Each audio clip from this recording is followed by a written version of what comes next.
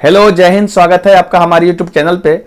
आज जो मैं सवाल लेकर के आया हूं वो एक काफी छोटा सा सवाल है और आप जब भी इस तरह का सवाल देखते होगे तो आपके मन में थोड़ा बहुत कंफ्यूजन होता है, जिसके कारण आप सवाल छोड़ देते हो।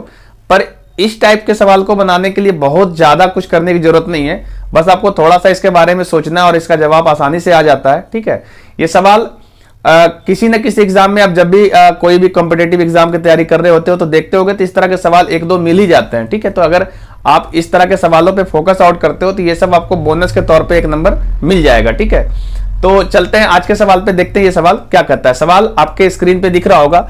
देखिए, सवाल कह रहा है कि 101 से 1000 तक कितने प्रतिशत संख्याओं में इकाई अंक 9 है। ठीक है, सिंपल सवाल है। देखिए, 101 से 1000 तक कितने प्रतिशत संख्याओं में जो इकाई का स्थान है वो 9 आना चाहिए, ऐसा कितना संख्या परसेंटेज पूछ रहा है। आपका जो ऑप्शन दे रखा है वो ऑप्शन है 10%, 12%, 20% और 15%। ये चार आपका ऑप्शन है। सवाल बहुत आसान है, इसको आप आराम से पढ़िए और समझने का प्रयास कीजिए। अगर आपसे बन पाता है तो आप वीडियो को पॉज कीजिए और इसका जवाब दीजिए, फिर इसका जब सॉल्यूशन आए तो आप इससे मैच भी करके देख सकते हैं। ठीक है, सवाल सिंपल है कि 101 से लेकर के 1000 तक जितनी भी संख्याएं हैं उन संख्याओं में से ऐसे कितने प्रतिशत संख्याएं जिसके इकाई के स्थान पे 9 है। तो सबसे पहले आपको यह पता कर लेना होगा कि 1001 से लेके 1000 तक कितनी संख्याएं हुई टोटल।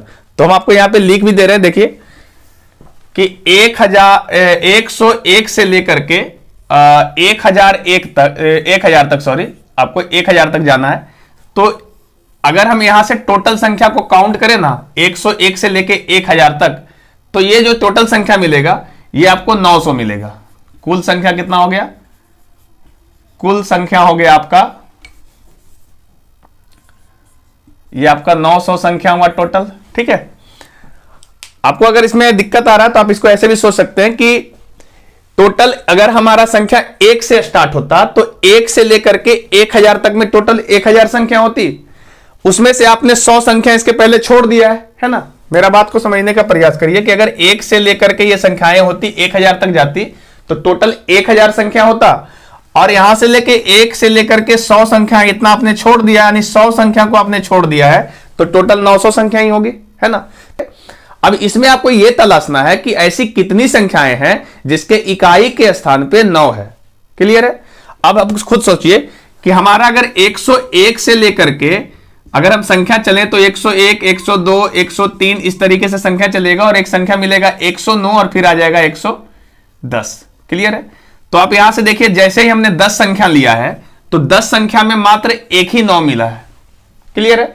इसी तरीके से अगर आप यहां से 111, 112, 113, 114, 115, 116, 117, 118 फिर लेंगे 119 और फिर 120, तो 119 में ही आपको इकाई के स्थान पे 9 मिलेगा। इसका मतलब यह हुआ कि प्रत्येक 10 संख्याओं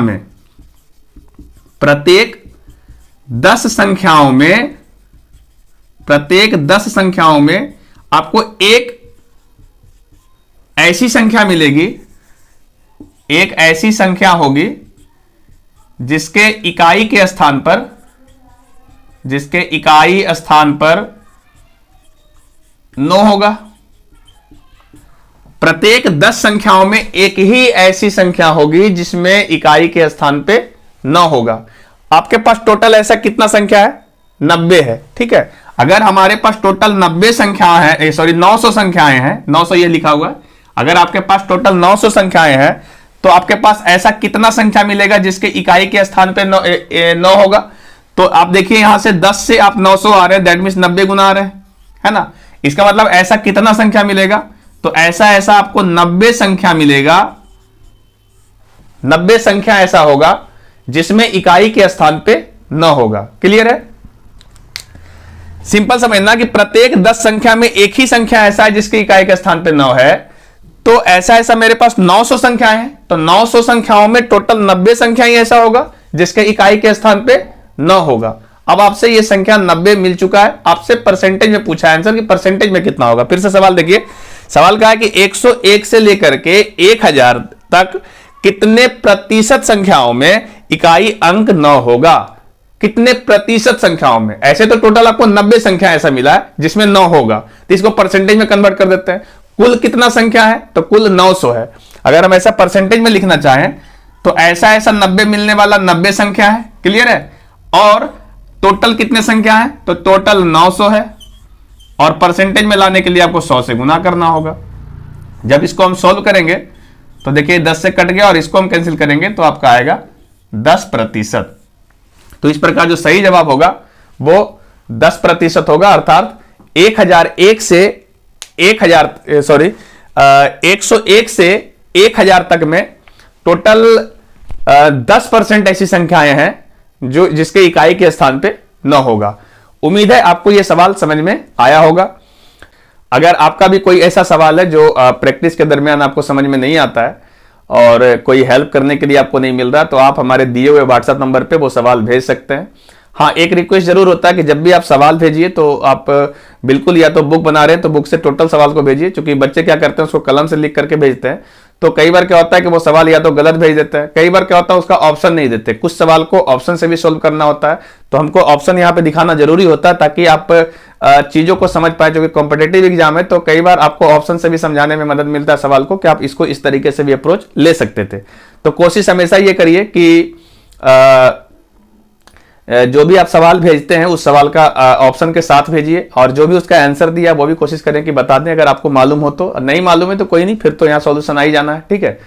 तो जो भी किसी की भी स्टूडेंट को अगर कोई भी सवाल में समस्या हो रही है तो आप क्या करें कि सीधा मेरा जो नंबर है व्हाट्सएप नंबर, उस पर आप भेज दीजिए सवाल को। अगर सवाल ठीक होगा, सवाल लगेगा कि इसको आपको डिटेल से समझाने की जरूरत है, तो जरूर हम आपका सवाल को यूट्यूब पे सॉल्व करेंगे, ठीक है। अभी आपका जो एक नोटिफिकेशन आने की सूचना है कि एएलपी की बहुत जल्द वैकेंसी आने वाली है, तो आपकी तैयारी अब से जारी हो जाना चाहिए, ठीक है। आपसे शुरू कर दीजिए तैयारी बहुत अच्छे से, क्योंकि इसमें नॉन टेक्निकल और टेक्निकल दोनों पेपर होगा, ठीक है। तो कम से कम नॉन टेक्निकल और टेक्निकल पेपर जब होगा तो नॉन टेक्निकल तो आदमी पढ़ ही रहा होता है, आप मैथ रीजनिंग तो बना ही रहे होते हैं, टेक्निकल पे भी थोड़ा सा फोकस कीजिए, उसको भी आप कंटिन्यू घंटा आधा घंटा पढ़ते रहिए, ताकि जब एग्जाम का नोटिफिकेशन है तो सिर्फ आपको रिवीजन करना रहे, ये नहीं कि एकदम मतलब बिल्कुल फिर से शुरू करेंगे, तो उतना टाइम आपके पास नहीं होता है, ठीक है।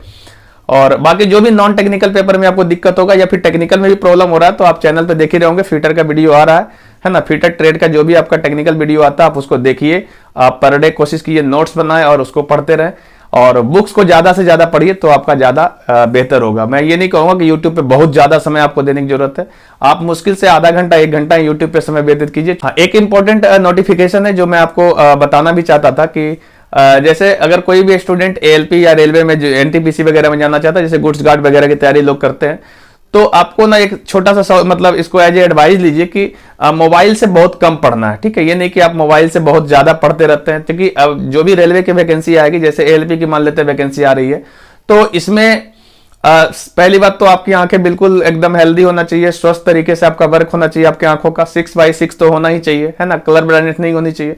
तो यदि आप मोबाइल वगैरह से या लैपटॉप वगैरह से बहुत ज्यादा पढ़ते हैं तो निश्चित रूप से आपका जो आंख है वो खराब होने की संभावना रहता है। तो वहां से अगर 6/6 नहीं होगा तो फिर आप मेडिकल में वहां से छट जाएंगे। तो कोशिश हमेशा ये करें कि यूट्यूब और ये चीजों से थोड़ा बच के काम करें। थोड़ा जब जरूरत लगे कि हाँ यहाँ पे से 20-25 मिनट पढ़ सकते हैं तो बस उतना ही करिए, ज्यादा से ज्यादा आप बुक को फॉलो कीजिए तो ज्यादा आपके लिए भी बेहतर होगा, ठीक है। और ऑफलाइन जो क्लासेज आपके एरिया में चल रहा होता है उस ऑफलाइन क्लासेस से ही मदद लीजिए, वहीं से आप टीचर आपको हेल्प करेंगे, वो आपके लिए ज्यादा बेटर होगा, ठीक है। आज के टाइम पे थोड़ा सा हो भी गया कि यूट्यूब करते रहते हैं लोग, तो थोड़ा इससे बचिए, इतना ज्यादा आपको यूट्यूब पे नहीं लगना, नहीं तो फिर आपकी आंखें खराब होगी। क्योंकि आप ऐसे भी नॉर्मली 1-2 घंटे आप मोबाइल चला ही लेते हैं, फिर 1-2 घंटा पढ़ने के लिए चला लेंगे, तो 4-5 घंटा अगर आप मोबाइल चलाते रहेंगे तो आपका आंख तो खराब खैर होना ही होना है, इसमें कोई संदेह नहीं है, ठीक है। तो आज के लिए इतना ही, हम मिलेंगे नेक्स्ट वीडियो में, तब तक के लिए जय हिंद।